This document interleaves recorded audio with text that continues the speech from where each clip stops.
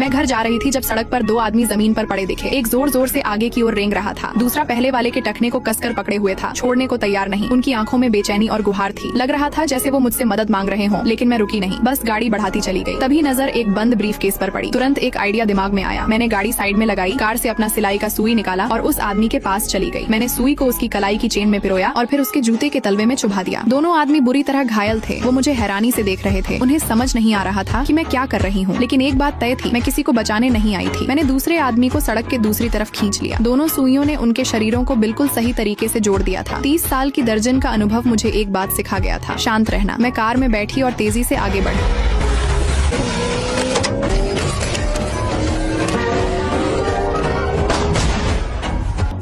दो गोली चलने की आवाज आई। मैंने तुरंत रिवर्स लगाया और ब्रीफकेस को कार में डाल लिया। उसमें 10 लाख से ज्यादा स्विस फ्रैंक भरे हुए थे। पूरी योजना बिल्कुल परफेक्ट लग रही थी, लेकिन अगले ही पल मेरी मुस्कान गायब हो गई। मुझे याद आया कि मैंने अपनी सिलाई की सुइयां सड़क पर छोड़ दी हैं। मुझे वापस जाना पड़ा। काफी ढूंढने के बाद एक सुई मिल गई, दूसरी कहीं नजर नहीं आ रही थी। तभी एक फोन की घंटी बजने लगी, जो उनमें से एक के पास था। मैंने देखा कि सुई उसके हाथ में चुभी हुई है। वो सीधे हड्डी में घुस गई थी। निकालना नामुमकिन था। दूर से किसी कार की आवाज आ रही थी। बिना सोचे मैंने कैंची निकाली और धागा काट दिया। सुई उड़कर कहीं गायब हो गई। मेरे पीछे दूसरा आदमी आंखें खोल चुका था। वो बंदूक की तरफ रेंग रहा था। बस कुछ मिलीमीटर की दूरी रह गई थी। मैंने झट से बंदूक उठाई और उसे निशाना बनाया। एक लंबा पल हिचकिचाई, फिर फैसला किया कि उसे मारूंगी नहीं। मेरी योजना में एक भी कमी नहीं होनी चाहिए थी। फिर मैंने सीन साफ करना शुरू किया। एक बेहोश आदमी को पहाड़ी से नीचे धकेल दिया। उसके बाद आटे का पाउडर बिखेर कर अपने निशान मिटा दिए। जो जिंदा था उसे कार में खींच लिया। घबराहट में मैंने जो सुई जमीन पर गिराई थी वो भूल गई।